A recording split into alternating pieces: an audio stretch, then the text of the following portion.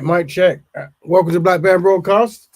Sorry, because I actually downloaded these videos and I haven't named them. So let me see if I can quickly name them. Just give me 17 seconds before we start a fantastic show. All right, so that's called Black Love. So Black Love Free. Give me 4 seconds. What's this one? Liberia. This one is what? And the rest are cool. Right. Excellent. Good. All done. Tell a friend we're live. Now I need to find the where am I? I'll go show you the show. I'm your host, Rap Raven, by the way. If you don't know, now you know. Present, screen share. There. Yeah, sharing easier with two monitors. Screen share. Okay, yeah, we know that. And boom. Nice. There it is. So welcome to the 177th show. That's 177 times we've worked together to try to unite Black people in becoming constructive, to find ways to ease Black people's solutions and all that good stuff. Peace to the Roundtable Gang. Big up everyone. Big up peace to Melanated Goddess. You're all important. You're very valuable. Don't forget to follow the Black Betterment Building Instagram page. Don't forget, this entire Instagram, this entire page is made up for our people to do stuff. And the idea is everyone does that. But if you don't have the technology or the time, you can do it here. As long as it's constructive, we come here to find solutions. And like I said, you are on the good side of history. That's right. You're on the good side of history. All right. So let's start how we always start, which is the double dilemma. Very important. Everywhere we go, we talk about the double dilemma. So we are thinking like, what is the double dilemma? I shall tell you. Black people can be individually efficient, but are collectively inadequate. This is a very, very challenge that comes up that many Black people find it hard to digest, but that's what it is. And number two is Black people may know a friendly non-Black person. However, collectively, Black people have no friends. That's another thing that some brothers and sisters find it hard to understand.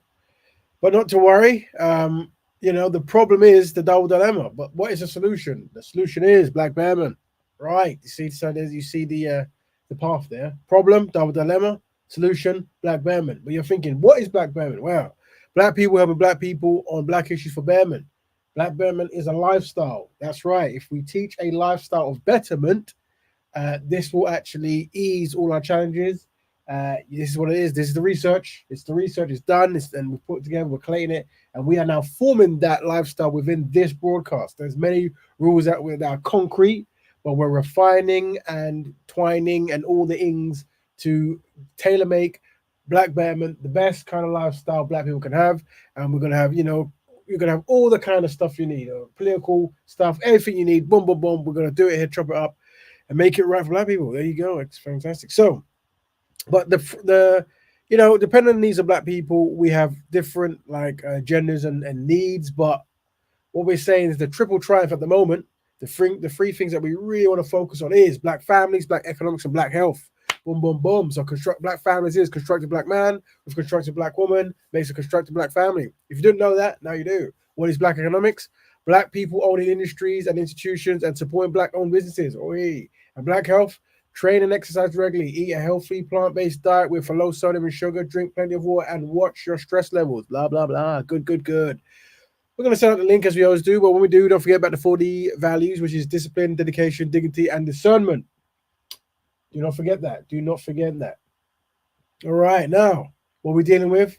We're dealing with, so try to use derogatory language. Naturally, the more popular we get, the more widespread you're going to have a whole lot of new people jump on board, and many of them are going to want to, cause confusion, and a big thing of them is, to try to argue and stuff. Try to do that. Doesn't really go anywhere. And how we can minimize that is by using descriptive language, and not derogatory, if you can.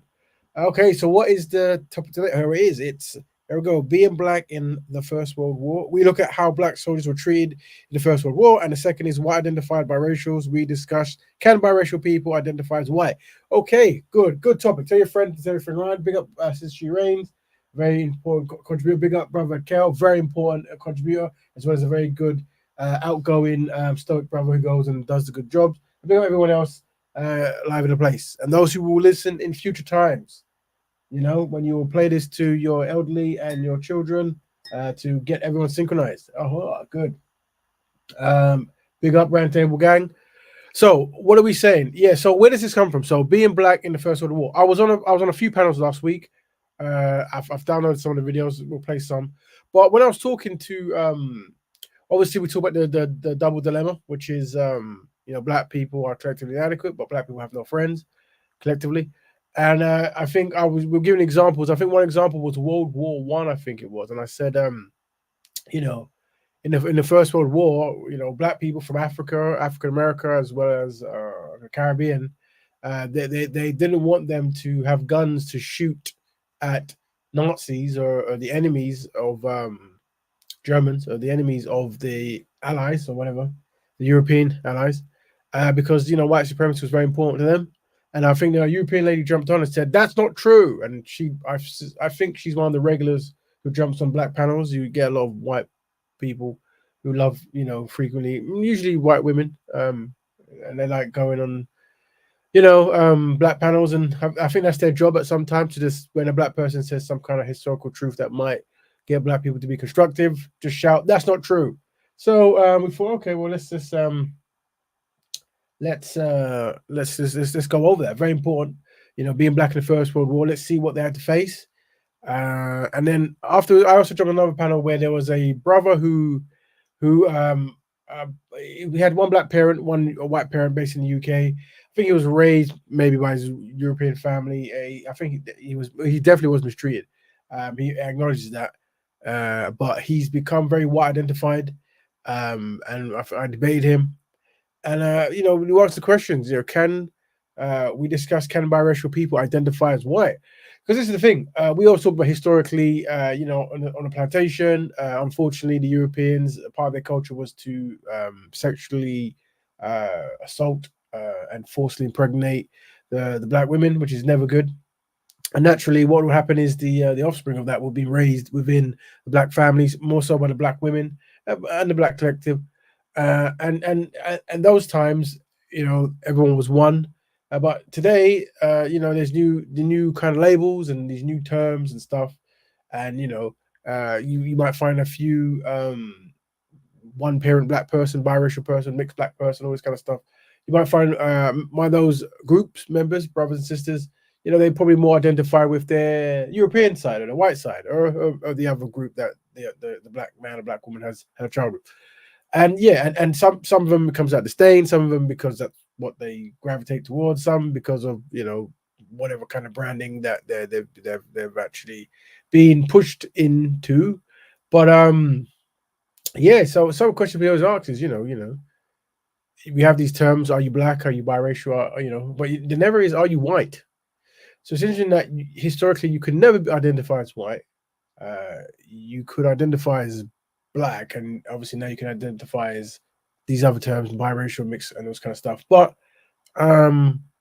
it's interesting that no one's discussing that, and the reason I'm bringing it up is because naturally, when we're trying to get things done, we kind of need to know who's going to be on this side doing the work and who's going to be sabotaging. So these are the questions you have to ask, really. Now, we know historically they have talked about buffer classes of whenever you're connected to the dominant society, they could use buffer classes, could be, offspring that they have with enslaved people, or it could be just, tribes that sold out, other tribes, very sadly, or just opportunists, black people who are unsynchronized. But yeah, so we're going to talk about, what identify biracials and get your taking it. But ultimately, the goal, what we're trying to do is try to find constructive ways to communicate and minimize anxiety, and just let people know that here's what we're doing, and there's certain behaviors that just can't really run, really. And there's always a space for the one black parent member, regardless of what you call yourself or what other people call you, or whether you are this, that, the third. Historically, that's always been the way, unless we have a massive council meeting where we discuss the A and A. But for what we can see, you are within the community.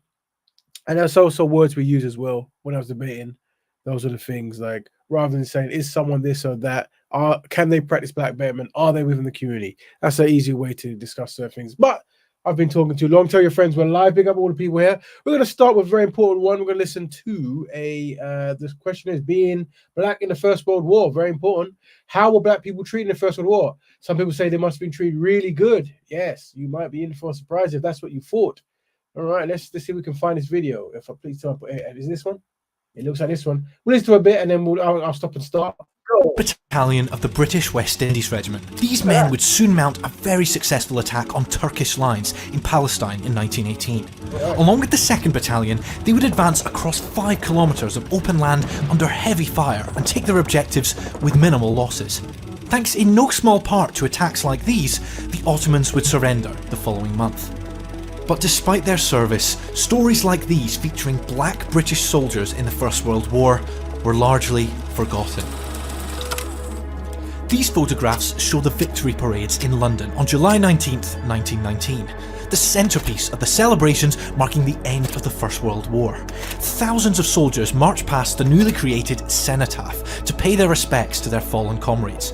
British, French, American, Belgian and Greek troops are all present, as well as men from the British Empire. But what is most striking is who is missing. No black units were invited to take part from the West Indies or from Africa. Very important, you know, like when brothers from the diaspora get in arguments, the African-based brothers and then the Caribbean and African-American-based brothers, you know, fight about, you know, we're not this, we're not that. But what you're realizing historically, there were brothers from both sides everywhere fighting. But when it came to celebrating the win over the evil empire and that kind of stuff, the so-called evil empire, naturally everyone was included in the celebrations. All the types of whites were included, and obviously, you know, the off-whites and the non-whites and the Arabs and all that kind of stuff and all that.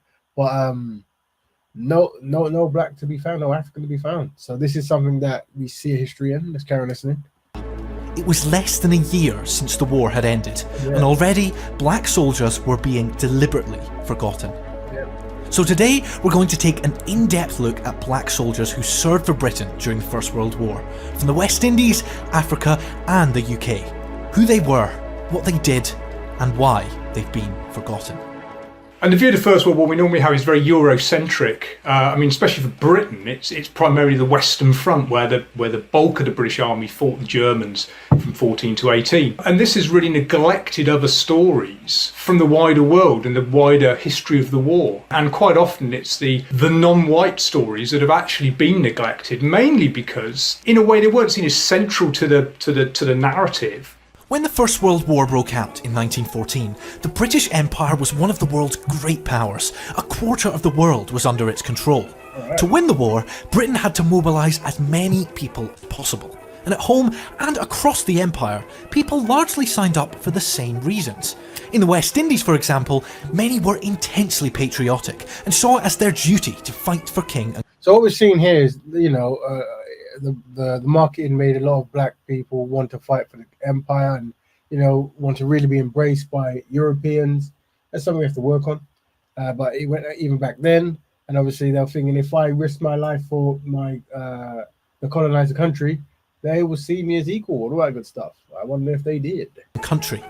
Others saw the war as an opportunity to escape from poverty at home and see the world in the process. And of course, another reason why some of these men join up, they think that if they come and serve and fight for Britain, Britain will reward them. They thought that. They will see these guys as having a stake in the empire, but actually deserving some more political representation and is that name again? Representation. Some more social rights as well. We were told that we must leave all our belongings and go to the war, one West Indian veteran wrote. And if we lived to return, we would be given a plot of land for ourselves, a cow and money, and the government would treat us good and give us even work in its department so that we can live happily until our services are required again. I wonder if that happened. However, although many colonial subjects signed up willingly, the British government was less than enthusiastic about recruiting so many black soldiers. They don't really want to do it. The idea is if these men... Very important point here, this is what we have to listen to. ...are signed up in large numbers as soldiers and they get to fight Bring up all the Sun brothers and sisters in the panel. Alongside whites and against whites, then this undermines... Let me actually put the link as well. Present. I always forget to do that. Hold on. The whole colonial hierarchy, the whole colonial system, which is based on white supremacy, and obviously, you hear that? The whole system, the whole hierarchical system, which is based upon white supremacy. Once again, when we use the term white supremacy, people think that we're inventing it. This is something that was deliberately, systematically done. So when we say we're trying to systematically fix black people, that's why we have to have codes of conduct, templates, lifestyles, because we were systematically destroyed. You see, if you think common sense will just make you fix this legacy of anywhere from 400 to 1,000 years worth of pain and deliberate destruction, you have another thing coming. when these soldiers would come home, the great fear was that they would demand equality and perhaps even independence, and they would know how to fight for it. Now, see, hear that? What they said is one of the fears was if when black people come and actually help out and you know win the wars for others, the fear was they would want, you know, we want freedom, you know, we want equality, you know, and obviously the issue was they might actually be able to now know how to fight because they, you know, they've done it on the battlefield. So this is the thing. You see this concept when we're talking and we're trying to get economical unity in certain panels, and then non-black people jump in post haste. Stop them at once. So yes, this is it's the legacy of it, you see. As well.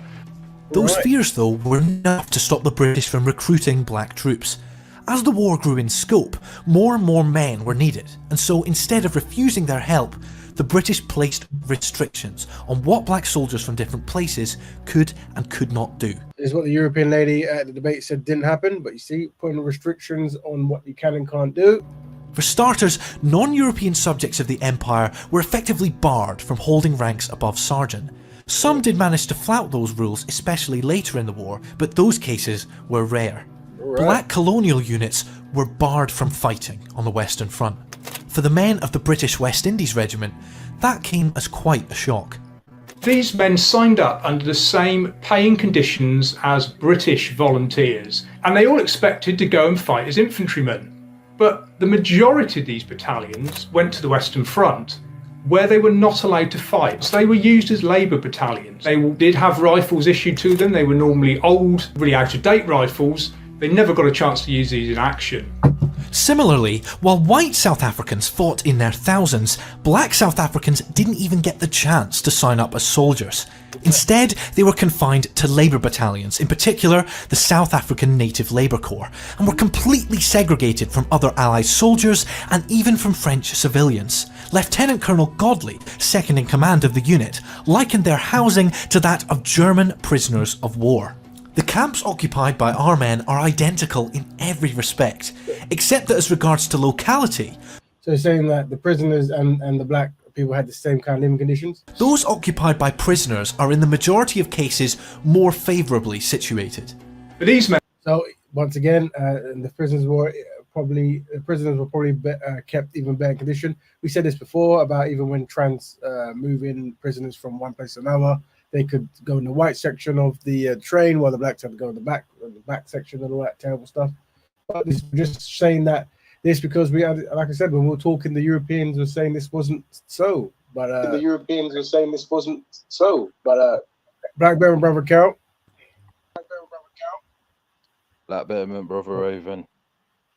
That's me. Just gonna play this video. Again, did some vital labouring jobs. They were unloading ships in harbours, building railways, building roads, felling trees. It's always logistics. Logistics is key. If you can't keep the railways, the roads, etc. running, you can't unload the ships, you can't have the army fighting. This is one of the reasons that black stories are so often forgotten in the First World War. We tend to remember the fighting soldier rather than the people behind the lines, and that's the role that black soldiers were forced to take on the Western Front. Many of these people died. Many of them were killed by shells, by bombs, but they also died of disease. They died of harsh conditions. Without a contribution of those people, those campaigns could not have been fought. We need to look wider than the man with the gun. We need to cover all those people that contributed to that victory. The exception to this rule was very important bit here. Very important bit. The Indian Army, which held a special place in the colonial racial hierarchy.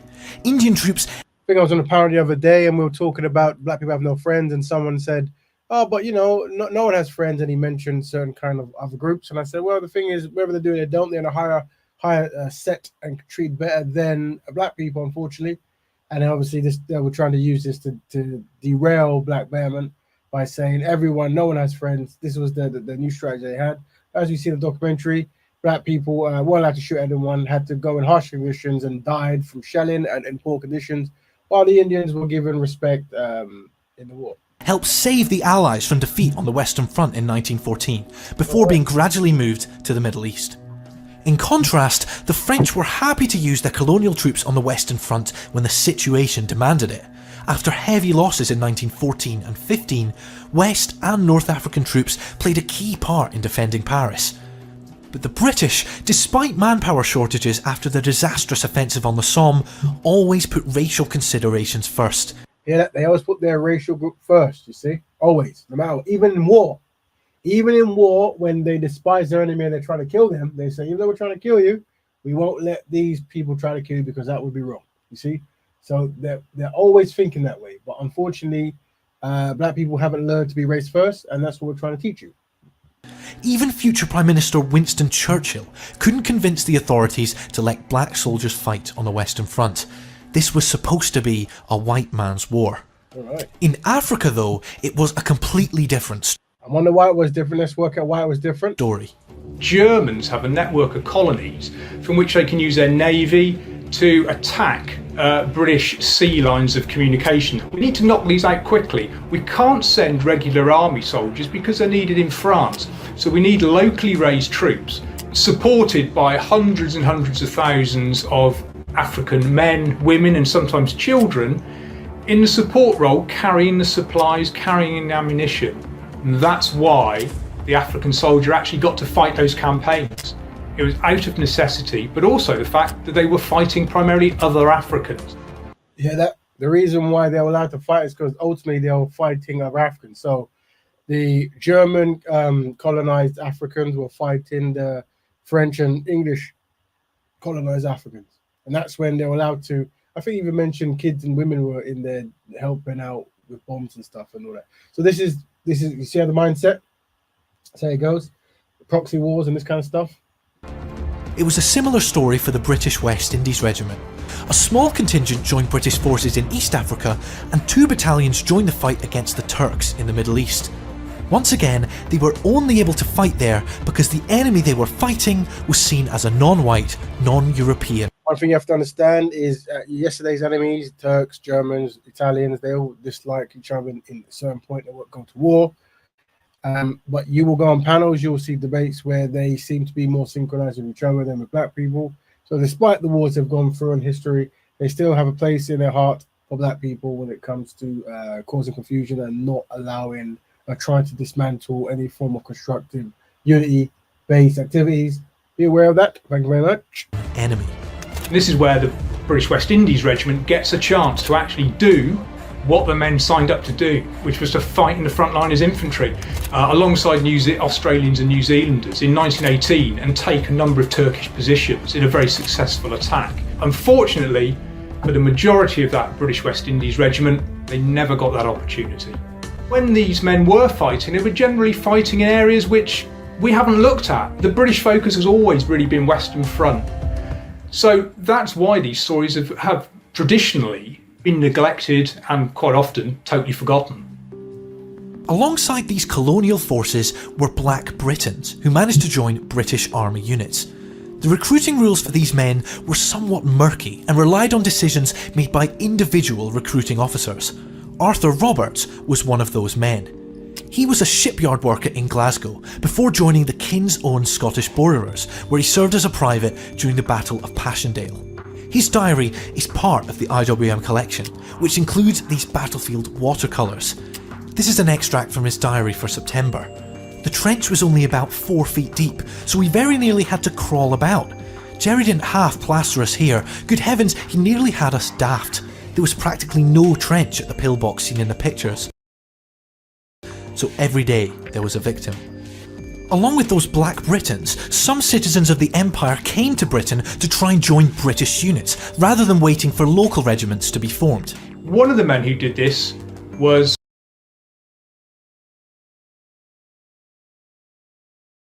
British West Indies Regiment, that did not come to pass. When the end of the war arrived in 1918, many colonial troops were expecting to finally receive some reward for their service. But for the British West Indies Regiment, that did not come to pass. First, they were denied a pay rise given to the rest. Stories like the Hold on. Sorry, I skipped my mistake. I'm going to the end end of the war arrived in 1918. So I was talking, I was muted, so it's weird. Many colonial troops were expecting to finally receive some reward for their service. But for the British West Indies Regiment, that did not come to pass. First, they were denied a pay rise given to the rest of the British Army on the basis that they were so-called native troops. Then in December, they were concentrated into the port of Taranto in Italy for demobilisation, but were badly mistreated. Yeah. A Guyanese soldier named Gershon Brown said, "Since we came here, we couldn't understand why these British soldiers, they didn't seem to want any attachment with us. We'd always seemed to get on good together in Egypt." When they arrive, they find that many of the recreational facilities in the camp are off limits to them. It's for whites only. They are then given the job of digging latrines for Italian labourers. Now you can imagine that many who have signed up as British soldiers find that an absolute disgrace. And there's a riot in Taranto. And the British West Indies Regiment men, it's suppressed by armed soldiers. They're disarmed, and then they're very, very quickly shipped back to the Caribbean and demobilised as quickly as possible. Men of the British West Indies Regiment got their pay rise, but they were now seen as a threat to British colonial rule. Armed guards would greet them on their return to the Caribbean. Meanwhile, in Africa, many soldiers found it difficult to fit in back home. They had been out, seen more of the world, and had come home with new ideas, which were not always welcome in existing village hierarchies. On top of that, many of those pre-war promises were not kept. Pensions were lower than that of white British soldiers, medical provisions were negligible, and that all-important land granted to returning soldiers in the Caribbean was often of poor quality or so remote that it was impossible to bring goods to market. Their wartime service was seen as something. We're there. So there you go. So we're saying this because part of the double dilemma. Collectively, black people have no friends, and we're seeing it being demonstrated even then, or definitely then. But the legacy hasn't changed. This is what it is. We do these videos to let you know. This is very important. It's very important that we try to combo break down false perceptions of how black people are, or what we're going through, or more so how we are treated, in order to get black people to be synchronized and practice black Betterment. See. So let's go back to the thing. Anything on that, brother Kel? If you're still there, anything you want to do? Yeah.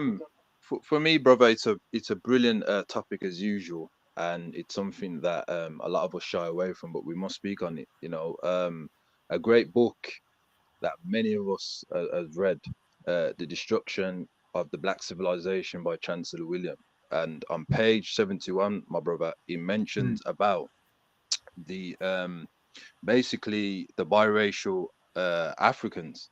Yes. You know, and you know, they are our brothers and sisters. You know what I mean? They are genetically dominant. We don't take away their genetic. However, perfectly in the book, my brother, he mentions that the fathers of the biracial Africans, due to in that time in the 11th dynasty of Nubia, whether it be the European, Asian, or Arab fathers, recognized and understood that they had a superiority over Africans due to the conquering. And the fathers understood, in order to control majority of the land, that they will use their biracial African children to fulfill that agenda. And unfortunately, this is something which was used, whether it's Asians, Europeans, or Middle Eastern, and even today. Yes. Is that the biracial Africans understand that the power dynamic is that my mother, who is either, you know, European, Asian, Middle Eastern, or the other way around from the father, and that has no power. So it's better that I align with those who have the power, which unfortunately is European, Asian, Middle Eastern, than to forfeit any form of black liberation. Yes. And this is what happens. I mean, the other day, you know, a brilliant show. I commend the Black Betterment supporters, etc.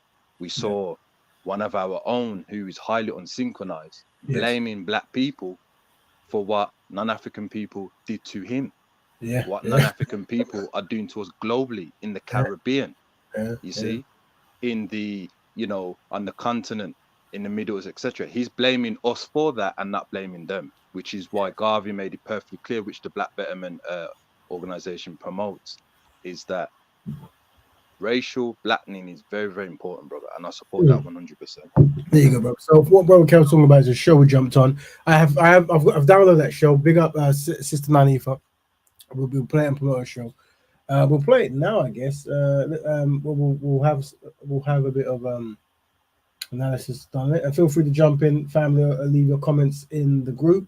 Let's see if I can actually find. Oh, but maybe before I do that, shall I look at some stuff before I get? Big up, Brother Dominic, very important contributor. Which one is it? This one present. I've also got some other videos, like small ones. Let's see what I've got. All right. Okay. So just to go along before we jump into the biracial thing, we've got this is an interesting one. This about Liberia. Liberia is the only country where citizenship is based solely on race. If you are not black, you can't get citizenship in Liberia. Even if you're born there, one of your parents has to be black. Follow for more. Fun fact. So there you go. Liberia was set up many years ago. And one of the rules they put in the constitution was the right to return for all Negroes. That's what they said. As long as you have, I think it was a parent or a grandparent who was Negro, you could go and be a citizen.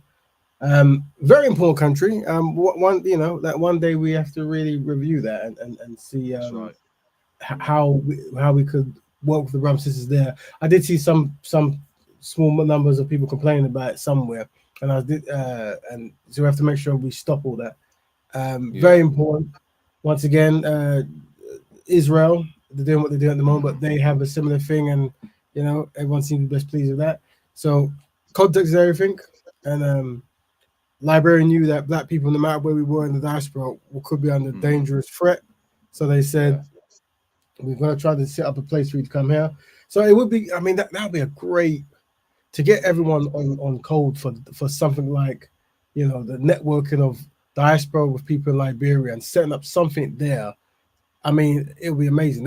It seems to be like the perfect country for people in the diaspora to invest in, to try to get dual citizenships and try to, work with the locals and learn each other's ways and just network with each other, teamwork. Yeah. Seems like a very good country for that.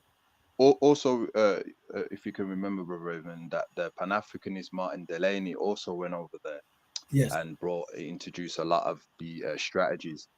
And unfortunately, as you know very well, that when the African diaspora went over Liberia, it didn't really go according to synchronization. No. Instead of them understanding and using, a Pan-African strategy, they decided to do what had happened to us by the Europeans to them. So I appreciate Liberia taking on the Pan-Africanist mindset and using these strategies that you have to have one black person. You know what I mean? That's big up to them, man. Yeah, there you go. Excellent. Cool. Let's see what else we've got. There's some things that it kind of correlates, but you normally when I go on the internet, I get the algorithm. So what's important? Quick one, just so you know. So we're looking at. Whenever I see the brothers saying they love black women, we have to show you that exists. What's your type then? I like my African queens, my black women. Where you from? I'm from Georgia. How long have you been in Korea? About 2 years. What would you say like dating out here in Korea is like as compared to like Georgia? Here, you know what I'm saying? People, when you station out here, you know what I'm saying? You can be in a relationship, but then they leave, you know what I'm saying? They don't know what they're going to be doing. I mean, it's up to you to have trust in them. But sometimes when like your trust been broken a lot, it's kind of hard to trust people. Being here for 2 years, what have you learned? The different cultures, you know what I'm saying? How people treat you, the way people act, the manners and stuff like that. Everything is a different ball game when you go in. Anyway, brother, he said like sisters, which is always good. And there was another brother. I won't listen too much to the next brother. It was very poetical, I guess. Where's this brother? Black Love 1 is this one? No, Black Love 1. 90s. Is it that one? It's not that one. Where is it? I'm talking to Africans dressed like a man, black. Can't find it. Well, there was another brother who was talking to the sisters. That was good. What one thing is, hold on, Gabriel. Very important message. This one, we have to listen to this one. This is very important. Understands that you're in a team relationship. Racism is a team sport. It came into existence as a team. You play as a team or you lose by default. And only with black folk do people get upset when black folks start talking about coming together and uniting and working together and cooperating together, buying from each other and supporting each other. You know why? For a simple reason that everybody understands. When you come together and unify, that signifies strength.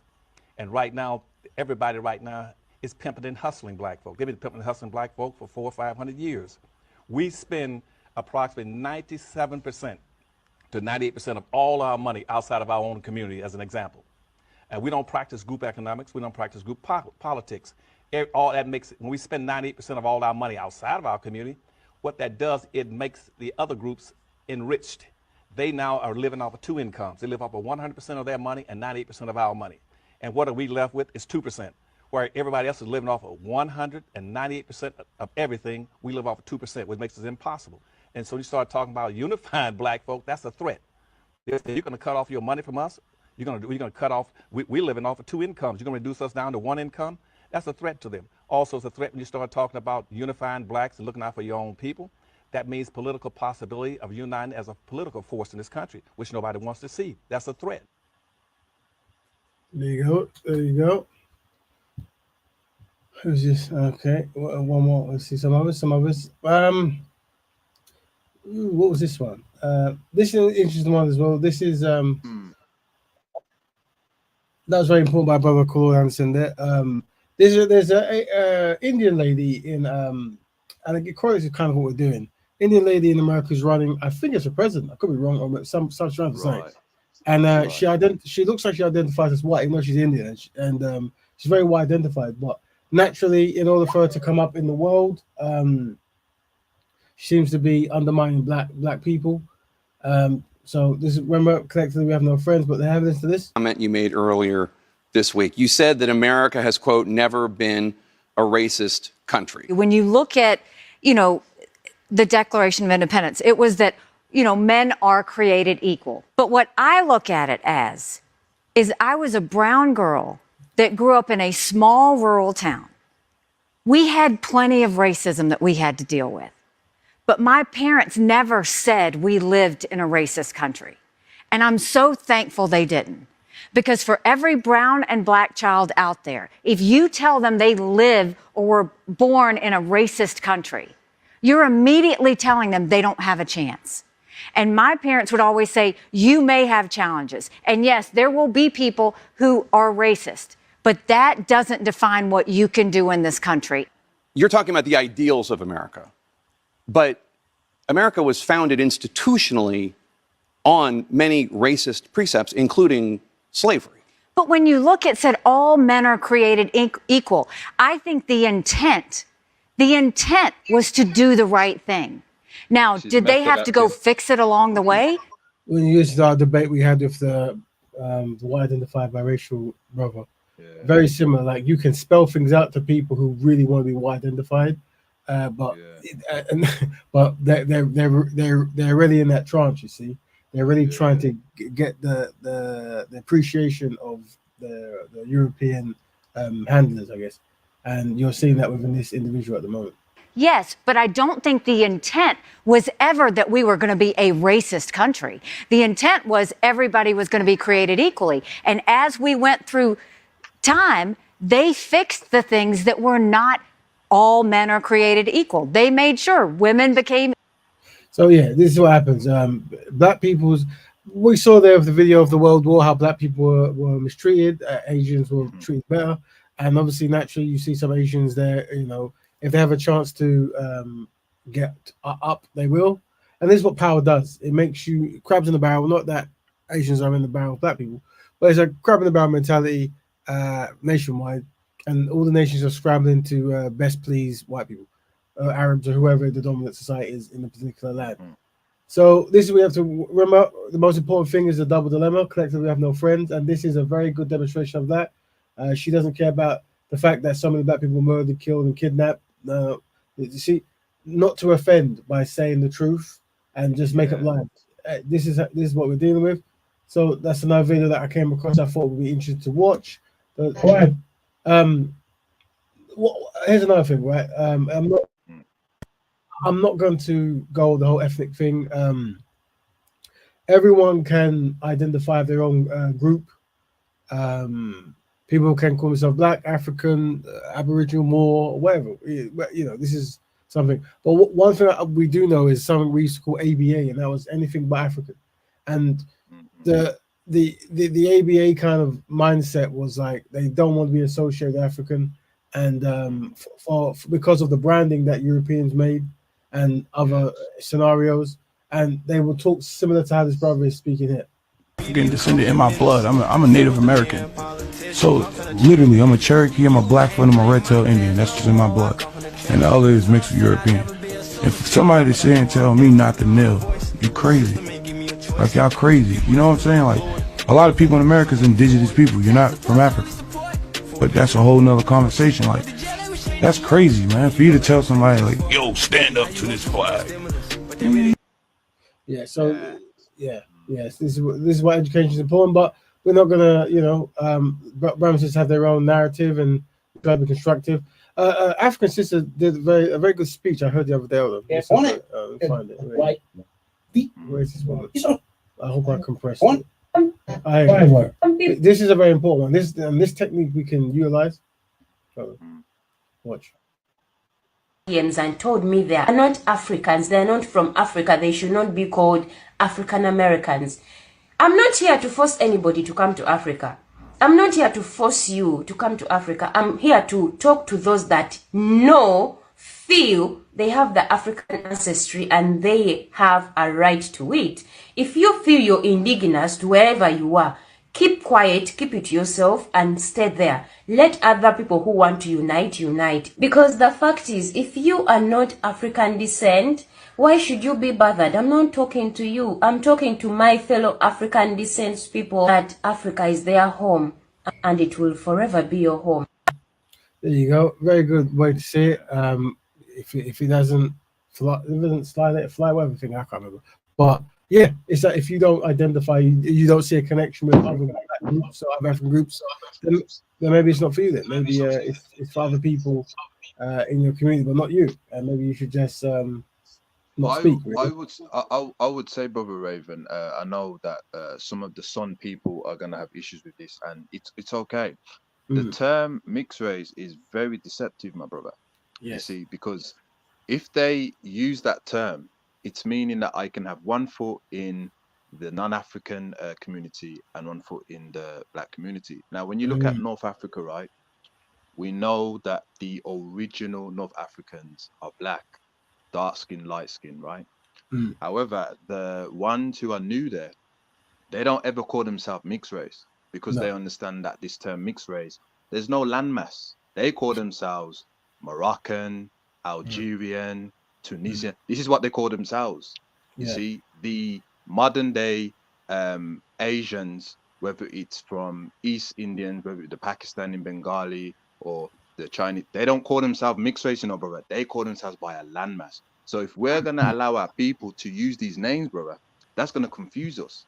You see, rather we should say unsynchronized black man, right? Because there's some of us who are not biracial and have that same mindset. So, you understand what I'm saying, brother? What's your opinion on that, and how do we give this to our people without causing any error proneness? Very good point there, and that kind of bleeds into the concept we were saying before, where you might have one person from one group, let's say Jamaica, another person from say Nigeria, and they disagree, and then they create a scenario where it's Jamaica versus Nigeria, right? And really what we want to think of is unsynchronized Jamaican or synchronized Jamaican or unsynchronized Nigerian or synchronized Nigerian. You see, knowing that every group, every concept, every people, ethnic or whatever it might be, you can have people who are synchronized and unsynchronized. And we want to be careful that we don't automatically disqualify an entire group of people because of the actions of people in the front, right? And brother, thank you for letting me in, brother. Thanks for opening the door and letting me in, yeah? Big up for everything. Yeah, we have spoken before, bro. You know, throughout the years and from respect times and these back in the days in hangout and that. Right. But that's like a video I wanted to drop. You know, if we might have a chance because earlier me and brother Kel, you know, we were on another stream, and you know, and when big up yourself, brother. You know, when brother Kel is always saying, you know, we as people, as a race, we have no friends here. So today, brother Kel was fully attacked just for saying that African people should unite. You know what I'm saying? So when I look at it, you know, when it comes to just the concept of black people united, yeah, why it triggers every other race altogether. I do believe where it comes from. I think, you know, when you look into it, you must understand, you know, where it comes from. And when you look into it, it comes back to, you know, the ice people. You know, when it comes with the ice people, and this is like the video, you know, the video I drop in the back chat, because you understand, yeah, that's like a culture or that's something they're defending. But when I look at it, it is like, you can say it's like a heritage. This racism is like a inheritance, you know what I'm saying? Something that great grandfather left behind for them, you know what I'm saying? Because like when you look at it, bro, you know, every other race have the right, you know, for self-determination and human rights and all of that, yeah. But when brother Kel says something like that, suddenly he's a racist, you know, he's calling for genocide against people, you know, all of these type of words, you know, these scare tactics that, you know, these Mazungu use a lot, you know. So yeah, man, and I'm just saying, you know, when you look at that, it must be, you know, one of those reasons a lot of, you know, our ancestors who've been fighting these Pan-African fights and that has not really failed, because obviously the message has been brought forward, yeah, but has been like, you know, murdered and killed, you know, stuff like that. Because, you know, it's very easy to attack the black man when he says unity. Suddenly that's malicious and, you know, something like that. And all we ask for is just human rights, you know. We don't want to see our people starve to death and, you know, the smallest thing. People starving to death and, you know, injustice and, you know, all of these things, you know. But when you look at when everybody else are saying, like, you know, like earlier we were talking about Idi Amin, yeah? And Kel was just saying, you know, Idi Amin only kicked people out because the British people brought these people over to Uganda to make them a buffer class of the Ugandan people, right? And so when it came to when the Asian people took control of the economy, the land, you know, the agriculture, the import-export, they didn't really give any money back to Uganda. They didn't really pay back tax. You know what I'm saying? All Idi Amin did, yeah, he didn't come and catch people and start killing them. He just said, look, you are really not doing what you're supposed to do, you know what I'm saying, as guests of people's country, right? You don't have to leave, you know what I'm saying? But yeah, man, it's just funny to hear. So, brother, I did drop a video in the back chat. It's basically what's going on in Namibia. And, you know, it just highlights the problem, you know what I'm saying? Yeah, I'm trying to download it now. I'm just trying to find the right site to get it. But yeah, I've seen that one before, and I'm definitely aware of that struggle. I'm gonna see if I've got audio. It's not that big. 220. All right, so that might work. Oh, I think I found it. Excellent. Let me do it. So we're gonna listen to that video that the brother submitted. Everyone, welcome to the Blackberry broadcast. See if I can quickly download this video. Let's go to download. Oh, hopefully it's arranged by you. Is it this one? It's not that one. Hold on. Arranged by date modified. That'll make it easier. So, brother Kel, before he finds the video, what do you think that mountain man panicked? Why do you think that mountain man was panicking so much? You know, Idi Amin, all of that. You know, did you see how that mountain man was doing the work for the ice people, and the Iceman at that point just kicked back. He let the show play forward. You know, meaning that let these two races go against each other. I'm gonna be the victorious one at the end. You know what I'm saying? He's pushing my ideology. And what is with the mountain man not understanding that? So we might explain that.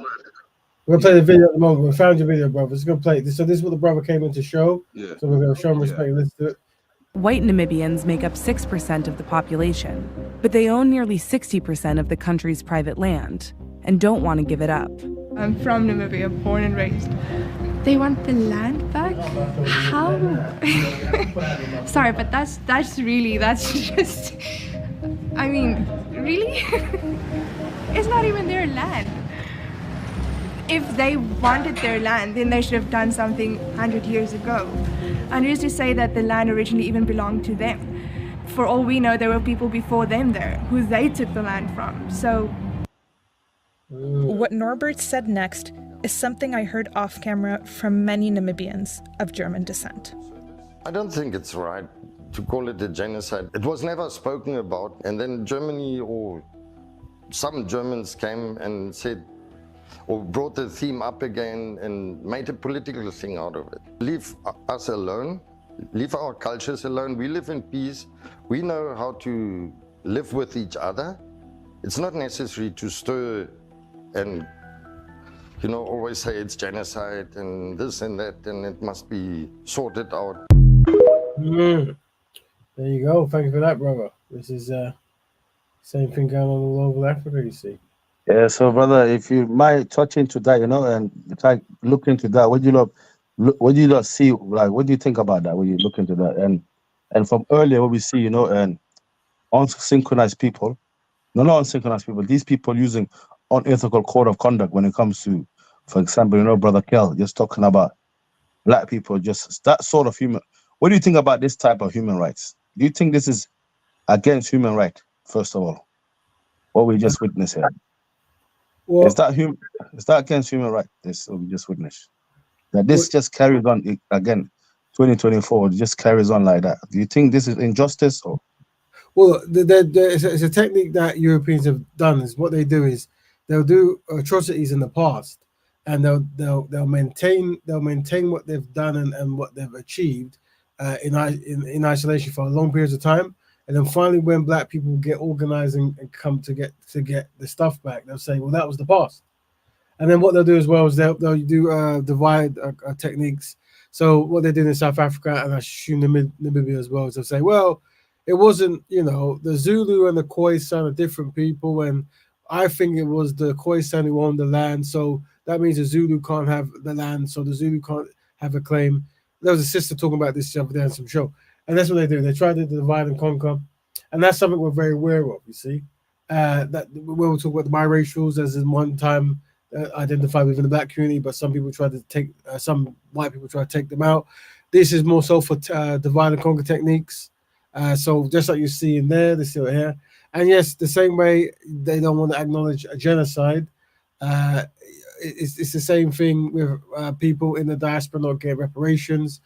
Once again, there's a special hate in the heart from all people groups towards black people, and this just demonstrates it. That's why I say collectively, black people have no friends. So there's something that we have to be aware of. Brother, sorry, brother, not to interrupt. You said that point, you know, admitting a genocide. Why do you believe they won't admit a genocide? Is it because they believe that since these crimes we have committed to black people, and if we do open that door of admitting something, give them some sort of sympathy, that it's going to open a lot of doors. You think the white supremacy, and that other point is that why do you think like a normal, you know, a normal laid back white person, no education and that he's still got some ethical code of conduct, you know, without being a politician and that. Because is he doing it to help his race? Is he born that way? Or is it that he just automatically? Yeah, so basically, Neely Fuller Jr. says white supremacy is a religion. So a lot of Europeans learn the unethical behavior by osmosis. It's bred into the way they operate, and that's why a lot of them, they know, but they can say they don't know, because it's almost like, you know, like you remember how to drive a small Mac, right? Just remember, so it's stuck in the back of your mind. And a lot of them, by the time they get old, they've already absorbed all the information for them to do that. And they have a race-first mentality. And like I said, black people have a subservient mentality. So we learn how to serve others, while others learn how to be served. So whenever you try to dismantle that, they're thinking, well, I've got two houses, and now you want me to have one. This is a problem. So they go back to the default, and that is to make black people. But they even that, bro, they have a hard time on just understanding injustice. You know, when it comes to injustice of like any other people, yeah. But with their type of, if they claim that they have some type of, like, let's look at it, like, you know, when they talk about their grooming gang, they will use all their effort, investment, wherever, you know, all they can use, you know what I'm saying, just for you to join their side against a certain group of people, you know what I'm saying? But for them just to understand just one problem of black people, like is impossible for them. It's like they have a code. Yeah, so Nah, it's we not can't. We possible. cannot accept that. We cannot accept that. But these black people, we this know we lady- used to control them from back in the days. Yeah. So yeah. Hold on, bro. So, That point, brother. this Indian lady here, she's learning that Yeah, culture. yeah, So if you look at how she yeah, operates, yeah. and it's deny I've everything. seen that, I've seen that. This is one more time, just for the people in the comment you made earlier this week. You said that America has, quote, never been a racist country. So this is what I'm saying. This is what she's trying. She's being initiated now. This is what she wants to be accepted by the dominant society as an Indian woman. So she changed her name.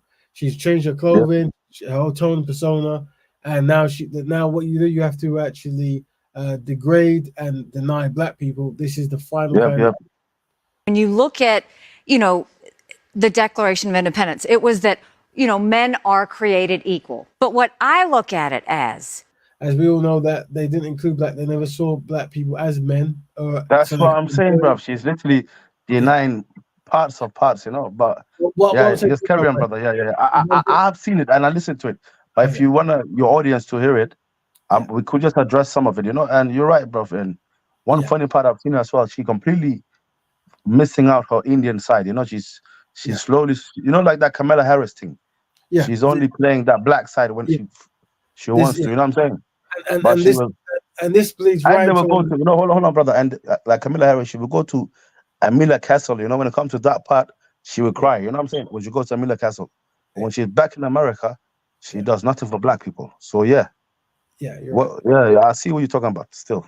So I'm gonna find these. Give me 4 seconds. The shows. So family, I'm just gonna play. What is that show called? Is it here? Is this one? I think. Is this one? Battalion. Nope, it's not this one. Sorry, guys. I played that already. I should relabel it better.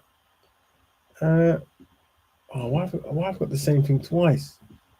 That looks like that march and Winston Churchill took these Libyan on. The genocide Winston Churchill did to the Libyan people. It looks like that, innit? Or something out of what's it called? Italian. What's that? Mussolini. Yeah. You remember that Mussolini? He took them. He told them, "You lot march in the desert. Just keep marching." All right, bro. Yeah. You wanna play? So I'm now going to talk to. So family, this is me with Brother Kel and some other brothers and sisters on 9ether's show. We're talking to a identified biracial person. And let's say what it's about. I'm just going to highlight what's happening. Come on, sister. Come on. Get to know us. Get to introduce yourself. Do your thing. Whilst I look for it still, yeah. Peace, y'all. Guess who's in the building? Danny, did you miss me? Okay, who's a some person and who's not? So, one thing I want to highlight was this brother. What he did when he went there. I think he was in a show before, and someone name called him something, maybe the COON word, this kind of stuff. And I think he went and made a video to respond. And then I think for like half an hour or so, they're talking about name calling. That's why I keep saying that. It's best not to name call. I would recommend, because it allows a person distraction, and then that becomes a focus. This person on this. Yeah, panel, but so the we thing don't is, get though, Danny, mistaken. this is where you're being a bit disingenuous, though, because That's at right. the point in which you made this video, it had definitely already been highlighted to you that he was Turkish. Because remember, That's right. the following day when you had the conversation with Divine on 42. Let's give it. So basically, he made some video to respond to someone calling him a token or something like this, but the person who called him it was actually not black at all, something like that. But let me jump in when I start speaking to him so I can find it. Well, brother, can I just say something before I just jump off? Usually that's the Can I just say something, if you don't mind? Yeah, and just touch on that point. One thing I've noticed I'm not gonna say any C word on that. These people are more worried about that word. When you accuse somebody of being signed, like race is a sign, right? But the action, they're not ready to back the action. Have you noticed that? They're not really backing the action, but don't call me that word. And yeah, man, this is just one of those tactics, innit? Of the problems, comes out of mouths when they say tokens and stuff like that. Normally it's the next way. No, random people against me. Random people more connected to your side of the argument than mine. I'm gonna keep it real. I'm gonna keep it 100 with you. I don't know who this guy is. And then I heard you last night again, and you kept referring to the blacks, the black. I'm just like, yo, this guy's a coconut. Yo, this guy's a coconut. What am I dealing with? Oh, this guy's a coconut. Cool. Okay, so that's the video, right? So Danny, let me ask you a quick question. Did I call you these words, or was I explaining to you a situation? You were saying what No. you were thinking. Did I yeah? call You were you? saying, Did I call you the what? Did I say? explaining Wait, the situation. Danny, give me a Explaining the second. situation. All right, so I was explaining the situation. Okay, I just wanted to make sure we're clear. That's all. Yeah, Your camera's on, but if you listen, Danny, do you think that's what your video depicts? Do you think that's what your video represents? Is people explaining situations and defending you? No. The whole video. So this whole talk is about name calling, so we'll skip this until Isaac come in. Right? So what we're saying is we acknowledge people, right? Well, I don't understand what I'm saying. Well, hold on, brother. Let's start to recap, right? So the issue with the name calling, we can probably handle that. I would recommend we don't name call for two very important reasons. And we say this all the time. One, it's not nice, and two, it can be used to undermine black progress. Hope everyone got that. The reason we shouldn't name call is because one, it's not nice, and two, it can be used to undermine black progress. Think of that. And right now, they're meant to be debating some topic, but they spent half an hour talking about feelings and name calling. You see? So time is of a limited essence, and yet sometimes you spend all of it talking about stuff that isn't really got much to do with anything. So that's why strategy is important. So carry on. Give me 5 seconds. I've been saying this for years. Some people don't understand what I'm saying there because they don't really fully fathom what we're trying to do here. But if you name call, one, it's not nice, and two, it can be used to undermine black progress. Talking about feelings after name calling could be a strategy used to undermine black progress. Does that make sense, right? There's challenging for us not to name call, but let's not do that because of strategy, right? But once again, we're always constantly learning, and we give thanks to these reasons so we can actually use case studies of why rules and codes exist. Welcome to the panel, brother Danny. You started by saying you wasn't best pleased with people saying black Betterment. Is that correct? No, it's not. It doesn't make a difference to me. It's normally, okay, and I'm not saying it's this panel. So when I say use, okay, I'm just going to say it by the people that I've experienced, okay? So I've not experienced this panel, and this panel is probably totally different, okay? So when I say normally, when the blacks are saying black Betterment, they've got a problem if a white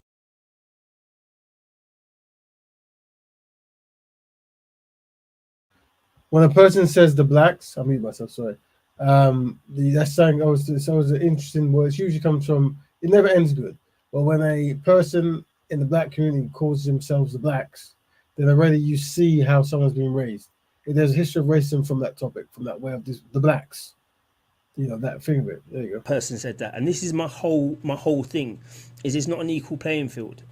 You're right. Black people can say one thing, can say one thing, and white people can't, because they might not.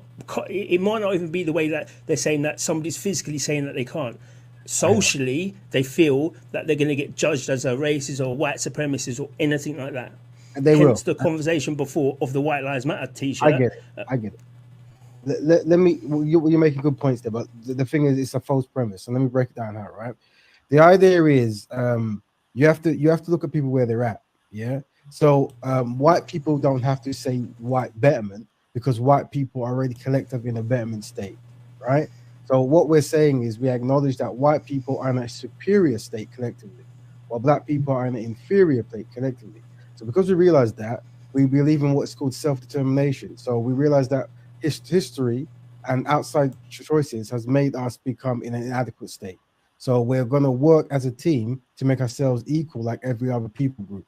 So in order to motivate us, we always remember that we're trying to achieve betterment. So we say black betterment tool. Europeans or white people don't have to say that. What they might want to say is white repair. That's a different thing. We can talk about what white repair means, but there's no need for white betterment because they've already achieved it. Unfortunately, historically on the backs of other people groups, but that's what's happened. So that's the context of why black people talk this way. Yeah, but and that's fine to a degree, but I don't think that white people are on this higher level of of society or whatnot. they've got it just as shit as anyone else. Do you know what I mean? Like, I if you go back historically, okay, and we're talking probably 100, 150 years, then yeah, possibly you can say that, okay? But when we're talking about now and all the social struggles now, and the fact that white children are failing in education and black children are getting the scholarships, they are getting the extra bits. When we're talking about jobs and we're talking about people like Sadiq Khan in the TFL saying, I want to only hire people from an ethnic minority, you know, that isn't doing good things for white people socially and mentally and everything. So I couldn't say that white people are this, because they think that they're white, that they're this powerful people, because they're not. In fact, I'm saying black people are more powerful than the whites in today's society. See, once again, just lies. See that? This is what we saw with the Indian lady. This kind of buffer class. You see, it's just straight up lies. Black people are in a better position than white people today. You see, this is unethical behavior. May I answer that, bro? So what it is we have to talk about collectively. So how societies work is you're always going to get different arcs. You're always going to have poor people, middle class, and rich. You're going to get that, right? But it's overall how people are doing, and overall who owns industry, who owns resources, and whose choices are made that can actually control other nations and people groups. So Europe is a dominant society at the moment, right? This is because of the history of colonization, going around the world, obtaining resources and having certain structures put in place. So Europeans make choices that affect other nations. So when you say black people, the hub of black people is known as Africa, while the hub of Europeans or white people is known as Europe, collectively, right? So we can say when we observe the two, we recognize that Europeans are doing better than Africans. Now, when it comes to black people or Africans living in England, all right, you're also going to get that rich black person, poor black person, rich white person, poor person. But overall, Europeans still dominate in England, and black people don't have any industries. So you'll have Europeans who have industries in Africa, but you don't have black people who have industries in Europe. You see? So when we look at it like that, we're trying to change that, right? We're trying to control our culture and make economic choices that benefit black people from our culture. Other people groups do this more adequately than us, so we are trying to train ourselves to do the same. You see, because we recognize we're at a low place. And just like if you play football and you recognize you're about to be relegated, what you do is you come together for your team and you play more as a team, so you can actually not get relegated and contribute and play at a high level like every other team. Does that make sense, brother Dan? Yeah, it makes sense again to a degree, because so this brother, normally when he debates and stuff, by this point there's arguments, because the thing people get frustrated with his dedication to European and other brothers like him, right? And I'm saying, highlight what you're doing, have a truthful tone, don't forget about the double dilemma, being collectively inadequate and collectively having no friends, and stay on that path. And that way you highlight the shortcomings or the fallacies or the flaws in the non-black or white identified argument, right? A lot of these speaker corner legacy kind of shows, they make all their kind of ground by just arguing and name calling. And I'm saying, if you actually just intellectually try to debate an anti-black pundit or an unsynchronized brother or sister, you will easily destroy them, because black people are, unfortunately, their history is clearly told of mass mistreatment. Yeah. Now, what they'll say is you're a victim, right? And that's another thing they want to take it. Forget all that for a minute. It's like this: we recognize that we've been harmed and we're in a low place, so we want to work with other brothers and sisters to fix it. You keep doing that, then this will allow them to paint a picture of themselves as unconcerning, biased, and just completely unsynchronized. You're now saying that Africa is, as the hub of black people, is inferior to the hub of white people in Europe, yeah? Well, let me explain, because let's get the words right, because if we get the words wrong, it causes confusion. Okay, right? Cool. Yeah. So what we can say, is it's in a state. Yeah. So we can say in an inferior state in comparison to European. Yeah? So it's in the state it's in, not the people, not the mindsets, but because of the history of how it's been colonized and used, and also how people in the continent are processing information, meaning they might value working with Europeans more than they value working with Africans. This concept, and also proxy wars and proxy leaderships, and also people who are not actually, nationalizing certain concepts or nationalizing certain resources, all this stuff is making Africa in a collectively inadequate state, you see. But that mindset runs through Black people generally. So awareness of that mindset is important, because once you're aware of it, you can change it. But unfortunately, we have Black people who they run around and they are more talking to defend the dominant society, white people, than actually working with Black people to find solutions. Yeah. So how are you doing that from the UK? So from the UK, the idea is to anything that can be deemed a Black problem. If you can go through society and you go, there is a Black problem. The idea is, what are Black people doing as a solution to that? Now, a solution that can't be begging non-Black people or chanting or putting your fist up, although that might be a nice thing to do.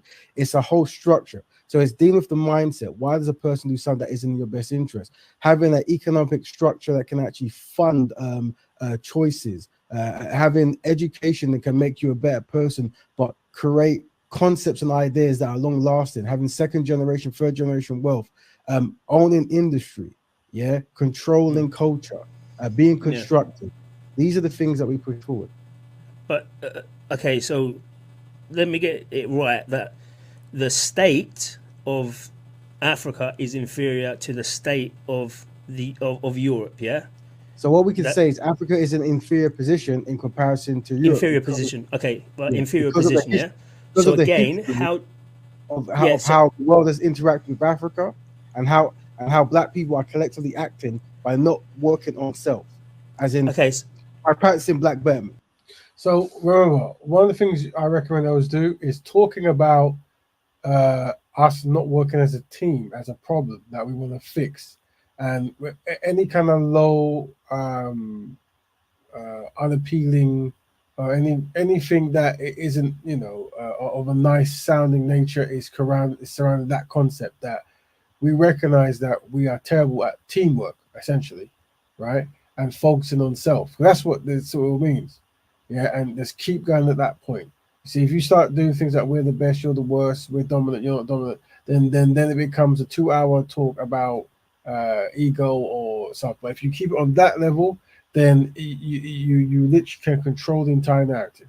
And you go, our goal is to fix our problem. There you go.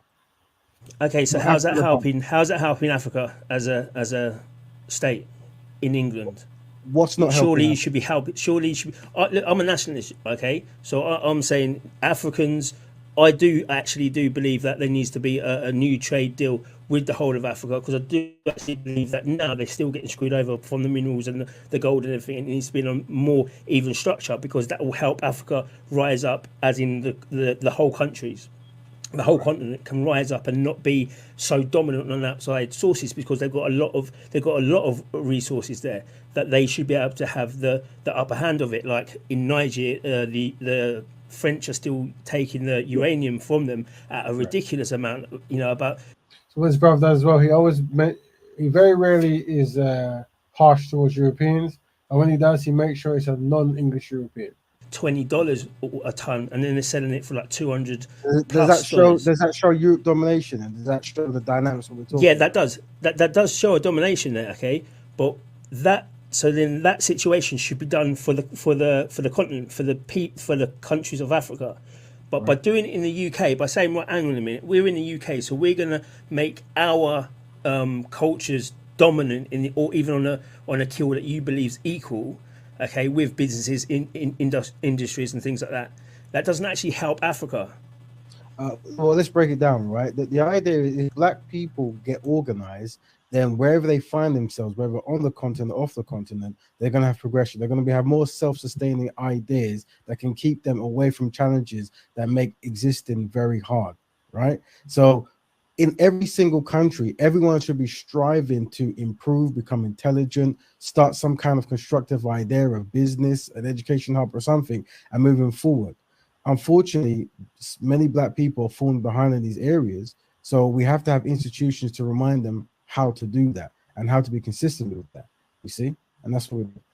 But that still doesn't help Africa. Well, hold on. It's like because this, you've right? got to go within. You've got to go within to do it. The biggest person that helped Africa is Akon, okay? Well, Because he went in and he built all the Danny, infrastructure. I mean, what you're saying is cool, but what you keep. Let's break it down, right? Africa is there, right? And Europe is here, right? So we are based here. So the idea is we fix ourselves here.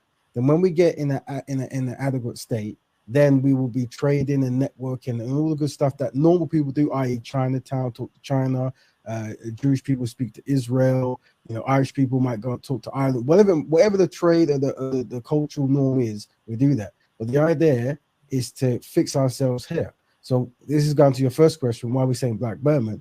Because we're doing things here to improve ourselves. And when we get in a collectively adequate state, then we're going to start network with other brothers and sisters in the Caribbean, on the continent, because it makes sense to network with them because the things we'll be doing will be culturally relevant. You see? A Chinese man goes to China for Chinese goods because it's made from China. African people should get things from Africa because it's made from Africa. If we're going to sell African clothing as a business, it might be good to have an African factory make it. So that's because it's authentic, isn't it? And it's something that we self-sustaining. Hair products for Black people, it might be best if Black people make that because it's self-sustaining and we know what might be best for us. So self-sustaining concept, but unfortunately, Black people are huge consumers. All over the continent diaspora, we consume more than we produce. So the idea is how do we change that? And that's what we're trying to do, Brother Danny.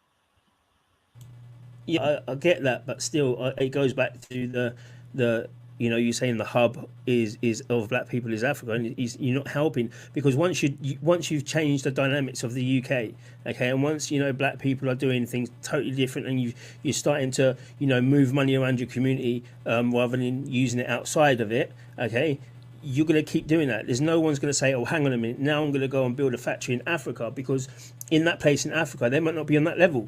And you're like, oh, I don't really want to be having to go over there now, wasting my resources, wasting my people that we're doing just as well here to then go and teach people over there of how we're doing this. I'm glad you said that. What you're saying is very important because we're learning from it. So how Black Betterment works is it creates a connection, right? So what you're going to find is when people start practicing, feel free to jump on. We're looking at a debate we had between a brother called Danny. He's a biracial brother who was raised by Europeans and he's pro-white or white identified, and myself, and we're just highlighting methods of how to speak. The topic of today is white identified biracials. We discuss can biracial people identify as white, and we're just listening at a scenario of an individual who I suspect does. It's in Black Betterment. You could be based in America, you could be based in Africa, you could be based in Brazil, you could be based in Jamaica, but it creates a collective pride. It shows you that there is a value in working with other people with similar experience and similar backgrounds to progress, right? So I personally practice Black Betterment. So that means today, when I do products and stuff, I search in the Caribbean, Africa, and America for people to network with to produce the things I'm doing. It makes sense. I have friends here who go back to Africa to build institutions and ideas there, and network happens. Once you become Black Betterment minded, it makes sense. So if Black people were to get their act together in the UK and thrive, rest assured, by practicing Black Betterment, their natural first place to look will be Africa or the Caribbean or any place where people are Black and constructive or trying to. And I don't think anyone's got a problem with that. I don't think there's anyone in the UK. If you said that to people, I don't think anyone would have a problem with that. Yeah, what the problem is, that's not what is being projected outwards. Thank you, Dan. Because that's not becoming a. See, Black and white. One second. I'm not. No. Well, you said a good point, and when you say good points, you have to expand to give you credit. And I want this good point to resonate amongst the panel. What Brother Danny's saying is, by the words we choose, people could use it and misinterpret it, and then use it to undermine our progress. You see. So hear that? What these brothers do is they listen to the most passionate brothers and sisters, and they take their words out of context deliberately, and then they'll paint pictures of negativity. So that's why he's finding it very difficult to do that to me at the moment because of the talking tactic I'm using. You see, I'm always highlighting that Black people are collectively inadequate, collectively have no friends, and we're trying to work with each other to fix this and be constructive. It's very hard to demonize such a concept, you see, but that's the talking tactic. So it could be swear words, it could be certain kind of rhetoric, it could be certain ways that things are delivered. People who don't like Black people can take those words and use it to dismantle the things we're doing. So it might be in our own best interest to use constructive words and words that actually highlight what we're doing and the reasons behind it. And that might be a good strategy to have so we don't get undermined as we try to progress. Would you agree with that, Brother Danny? Well, to a degree, but I think that's not entirely what I was saying. Like, you know, you got to use, people got to use the words better. You know, me included. You know, I can understand that, but it's what is being projected outside. You know, it's what the even from the government. You know, you can see every single thing is I call it an anti-white campaign that's going on, where everything is targeted just towards black people. Now, you guys are doing your thing. Yeah, you probably don't need these positive discrimination things and stuff like that. But there's a lot of people, black people, who are using it because it's easy for them. It's easy for them to claim a racism. It's easy for them to be the sufferers of victimhood. It's easy for them to say that the country owes them something. You know, I'm one for if you want to do and create this thing, create it. But it's not. So brothers like this, no matter what you say, they'll always have negativity. Their negativity now is black people have been have a history of racism, and the government, I guess, assumes they recognize this, so they're trying to set up some kind of initiative to fix it by, you know, highlighting people of a certain background to give certain opportunities. And this man used this term to identify that's racist towards white people. Once again, he's white identified, so the things to watch out for. But that's what it comes down to. But even if that wasn't the case, there'll be something else that will bother them, because that's how it works. The idea is to give black people no quarter, be unrelenting in your dismantle of black people's constructive work. Anything that is for black people, do not let them have it. Do not mention black people in any good term or anything that's beneficial. And that's a strategy that many of these individuals have. Not really unifying the country, because you're essentially still saying that black people have had it bad in the UK and you need to put your money in your community, rather than everyone saying, you know, let's come together.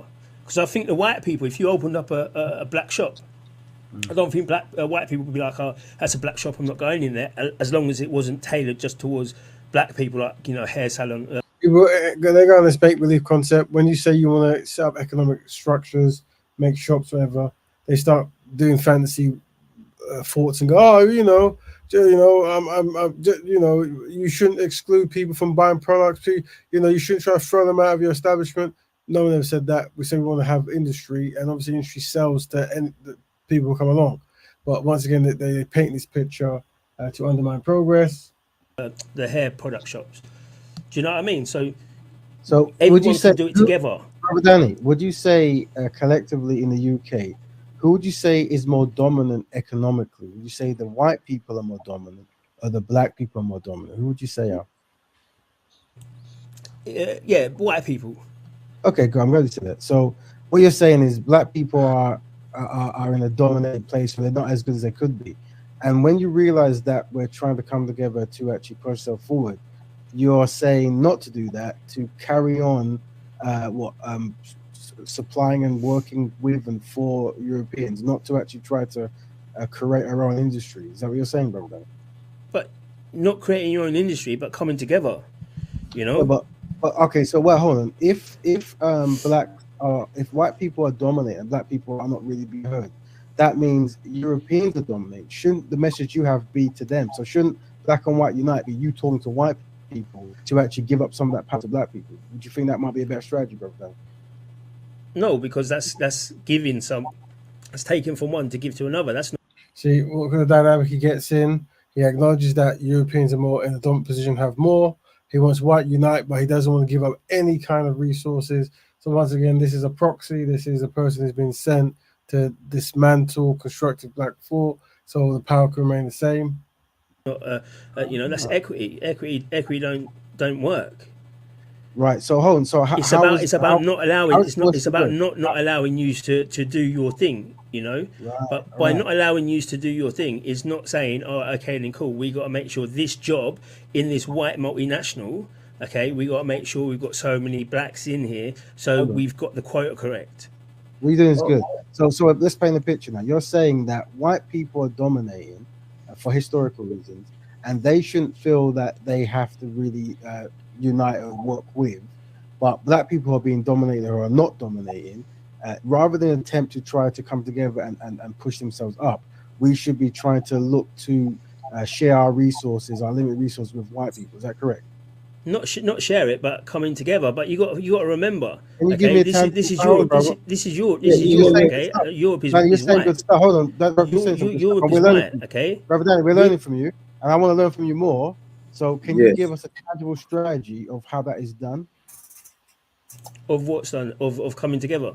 Yeah, break it down for us. Asking questions is very important. I'll get them to define these concepts that they have. Break it down so we can learn. Well, it's not really a strategy, as in this is what we've got to do, because things got to be more or less organic. But if you say okay, so when they say more or less organic, this is where black people always fail, because non-black people are trained to look out for self, while black people are trained to give resources to others, and we're even trained to create buffer classes where we've helped facilitate that. If you ever see any black person trying to be constructive and reverse that, to shut them down, kind of like this brother's doing here. So let's see. You see the problem. I use the thing, a problem with business loans. Okay, a lot of people I do hear say that they don't give to black businesses these startup loans or whatever. Then they give it to the white people only.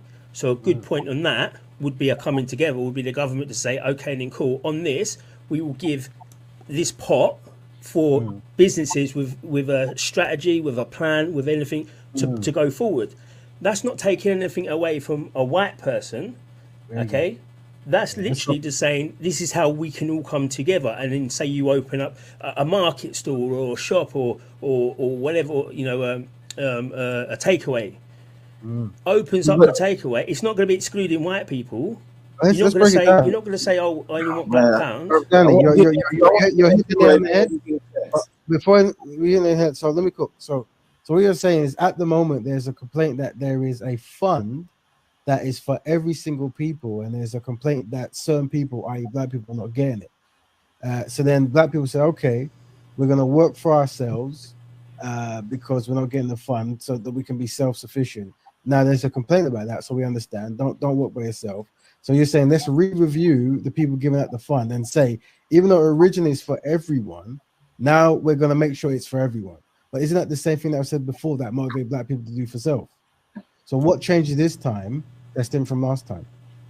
Not really. It's something that's come up. It's not saying it's a fund for everyone, because it's not a fund for everyone. This, right? The fund's not for me. No, not for you, of course. But remember, there's a complaint. So the English government say, here is a fund that's for humans in the land. And when we look at the humans, it seems like none of them are of African descent. So then the African descent people say, not to worry, we're going to fix ourselves. But then obviously some people that we're not best pleased if you're doing this for a particular reason. So then let's go back to the government. The government, okay, we've got a new policy. This policy is now for humans in the land. What makes what changes the face of the humans in the land to include black people this time within that policy? Because what's the first one? What's the first one that was excluded? The first one, because you've just said that black people are complaining about they're going for grants and stuff, and then they're not getting it. So then loans, going for loans. Just saying loans, yeah. So it's, but remember that there's nothing in the wordage that can actually guarantee that black people can actually get these things. So if you do the same thing again, why would it change the second time around? Because if it's targeted towards, a black business or a black community, then the people would know that as long as their plan's good enough and their finances and everything's good, then they should be able to get it. Rather than going to a normal bank, wait, let me just finish off, rather than going to a normal bank and saying they've refused me and it must. Welcome to Black Betterment Broadcast. We're looking at two topics. First, being black in the First World War. We look at how black soldiers were treated in the First World War. We just looked at a video a few minutes ago about that. And white identified biracials. We discussed, can biracial people identify as white? We listened to a so-called biracial person at the moment, one black parent that is, who was raised by European, and he's very white identified. He cannot identify as white. They don't let him do that. But he wants to be a part of the white community, and that's what I guess what he's trying to do is sabotage black progress, and that might be something that's beneficial to Europeans who think a certain way. I don't know. Must be because I'm black. All right, and cool. That same person will put him into a different situation, and let's see if it is because he's black or because of the business. Do you know what I mean? So you're not best pleased with black people highlighting racism or potential racism. Is that what you're saying? No, I don't believe some of the things that I said is racism. Okay, well, like I was talking to Valley yesterday. Let's say it's not racism. Let's say that calling a European racist let's say they ignore that, right? Is it okay then for black people to work with black people to fix black issues? Is that okay? Oh, to fix black issues, yeah. Of course. If one of the issues is we find ourselves for some reason either not getting loans from the government that they offer to other Europeans, or our business acumen or business propositions are so terrible that no business wants to hire us. So it could be one or two. Who knows? Would these two reasons be okay for us and work with ourselves to fix our situation? Before? Well, you'd work with yourselves to see what the situation, which is what you're doing. So you'll find these are going to have delay because I'm asking very basic stuff like, can people who nobody likes and have been mistreated and find ourselves in a terrible position, is it okay if we actually work for ourselves? Is that okay? See, the way you put things, he has to hesitate now because it's like, he's trying to dismantle progression, but it works best when you're arguing.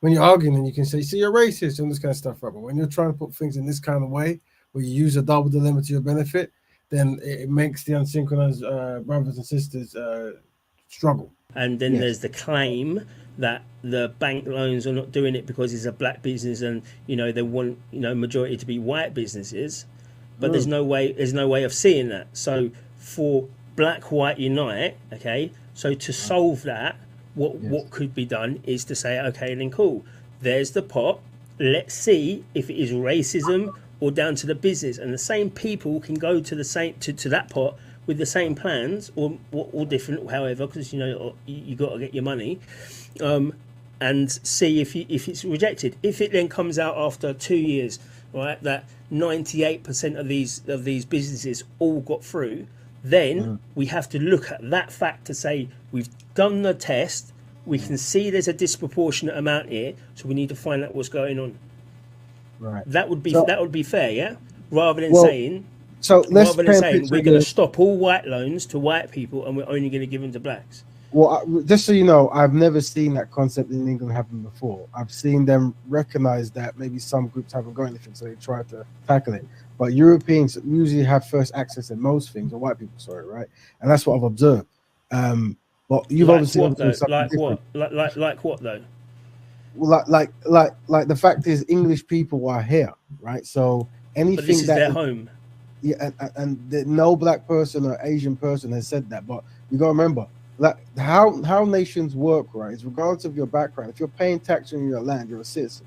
If you're a citizen, that means the poorest place in England is somewhere near seaside. I forgot where it was, right? Where it used to be a fishing town, and all the fish died, and now like the average person gets 22 grand a year, and most of them are unemployed, right?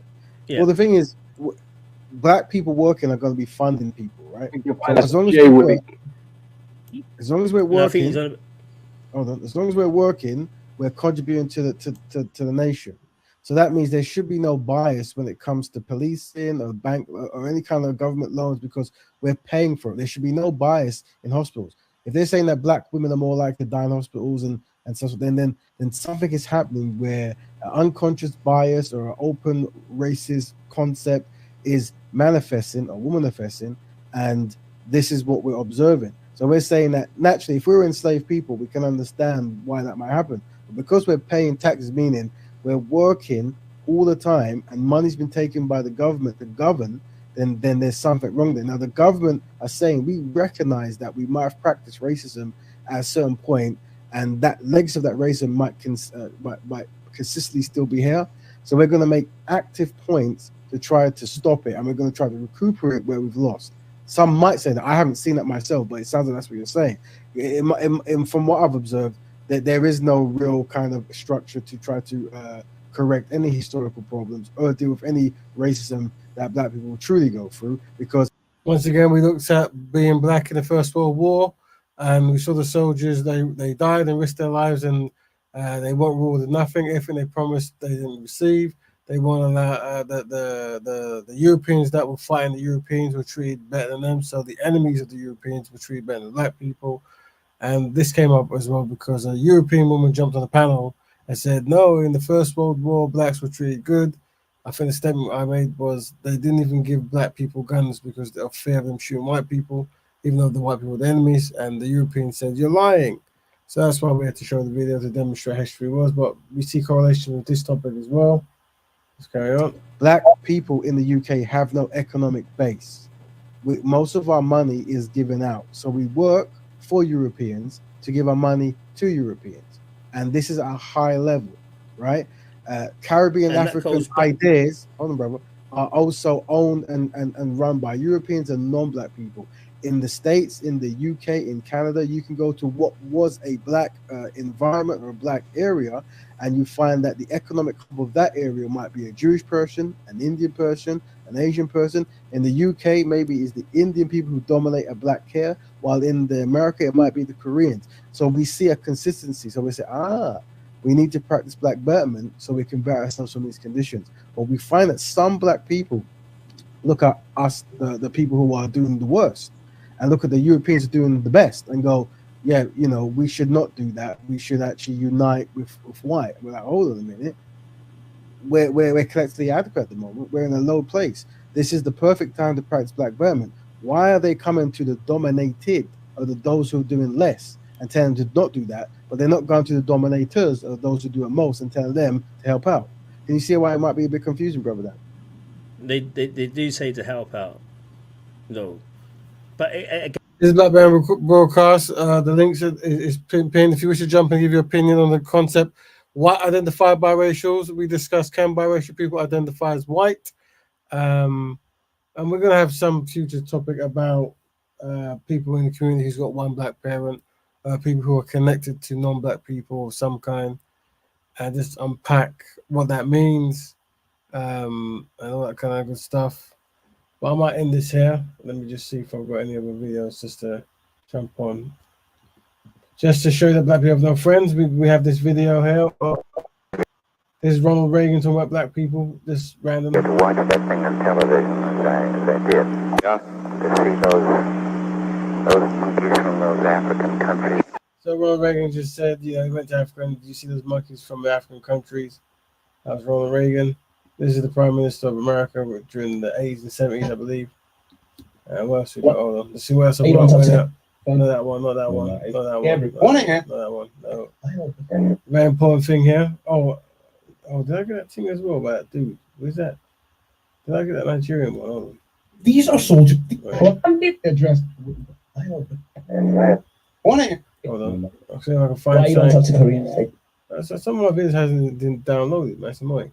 But one thing I saw that was important was this. Wait, what was that thing I saw? Yeah, so one thing we're gonna jump to. Oh crap, man, we've got too many videos. Family, don't forget to jump on. We're gonna be shutting down very soon. But before we go, I realized a problem that we have today also happened in the past, and I'm gonna highlight that as well. Present. This is black men talking about their favorite type of black woman. Of this woman. So yeah, that you know that do you like light skin, dark skin question? Something we need to end really. But this is going back to the 90s as well. Yeah, I don't know, but light skin girls mostly attractive to me, isn't it? Hey, bro, do you reckon light skin's still in fashion? Yeah, I prefer light skin girls, I ain't got front. Why don't you like dark skin girls, bro? Attitude problem. Dark skin girls have attitude. What do you reckon? Is light skin girls still in fashion? Not anymore, man. Is it? It's all about the nice dark skin chicks. That is what it's about, man. It's 2006, it says. Light skin. Is it? So what? Why don't you like dark skin girls? I prefer light skin girls, just I prefer them in it, that. To be honest with you, I don't really go for light skin guys. They're just not my type. I kind of go for the any guys as long as Any guys? not any. You said it, I didn't say nothing, man. Back in the day, to me, it was all about the light skin boys and whatnot. But now times changed, all about the dark skin, you know. Well, they ain't blick. I didn't say blick, I said dark skin. Why? Have you got a boyfriend? I have, yeah. Dark skin. Yeah. All right, so this problem was going on. Well, in 2000. That's why I saw a similar one now. Let's see if I can find it. These are soldiers. No. Man. Why you don't talk to Koreans? Sorry, guys. I had some videos I thought I downloaded, but I think that let me see if it's actually my download for some of the stuff. Download. Ah, there you are. So you're there. Oh, this is an important video. Let me play this one. Let me drag this in. Hold on. This will end the show on one. This will one gatekeeping, but let's have a look at this. Hold on. This is going to be 17 seconds to drag that across. Don't mess me about, mate. This is a European in Nigeria. Let's see. You might have seen it before. See what's going on. Yeah. Oh, come on, man. Where is it? Here we go. This one.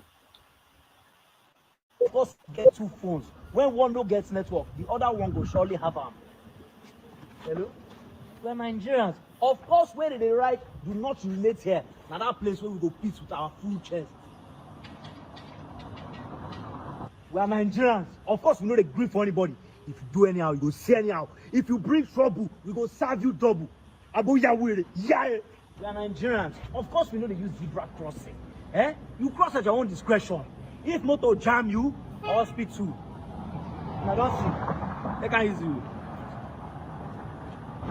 We are Nigerians. Of course, we price everything. Madam, how you did? I beg, how much did they sell this one? It's 15 naira. I lie. I go buy 2 for 10 naira. So you know that they cannot be very expensive. So I can't make it for that. No, you be done. Oh yeah, 2 for 20. We are Nigerians. Of course, if light no day, you know the fear. You get inverter. So a European Nigerian there, allegedly, doing those challenges where they say, I'm this, of course, and some of their culture. Question, does Danny have any kids?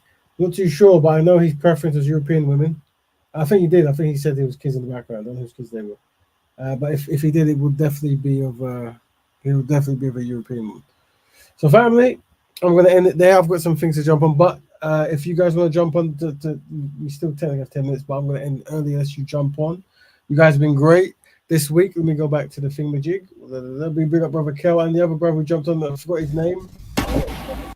But he jumped on to give us a video about Namibia and the genocide and the not wanting to give land back. He's trying to erase his blackness. He's true. He's practicing racial whitening. I think his blackness is all but gone. What's interesting, the reason we'll highlight this thing today is because we're saying that at some point we're going to have that discussion with the biracial brothers and sisters. And the question I always recommend you ask them is, does the Europeans allow you to identify as white? And when they say no, then you go, then if that's what the brothers are doing, why do you spend so much energy trying to dismantle black progress and have everyone focus on them when, historically it was the black side of the black family that has raised you and looked out for your best interest? Why all of a sudden you jumping ship? Raven, go see American Fiction. You will find interesting. Let me type that and I'll write it down. It's cool. I'll see what it is. Thank you, brother. We bring up Brother Dominic. We bring up Brother Melanie Goddess. We bring up all the new listeners. 80 Flowers. Brother Kel, of course. Big up IC3. Big up Sudie Brown. Big up Kane Black. Big up all the brothers and sisters who jumped in. Tell your friends we're live. This show works when we get people to if there's any topics you want us to cover, let us know. If there's any forums you want to jump in and all the rest of it, let us know. I'm feeling very tired, so I'm going to probably get some rest. But you guys were fantastic. Tell your friends, tell a friend. If there's any kind of shows or whatever that you want me to jump on, let me know. I'll be jumping on pounds this week. But don't forget, it's very important. Before we go, we talk about black families, black economics, and black health. These are the triple triumph. Don't forget to practice that. But until then, I'm going to love you and leave your family because I'm tired of that. But you guys have been great. But I'll catch you until next week. Black Betterment. Tell your friend, tell a friend to watch us live. There you go.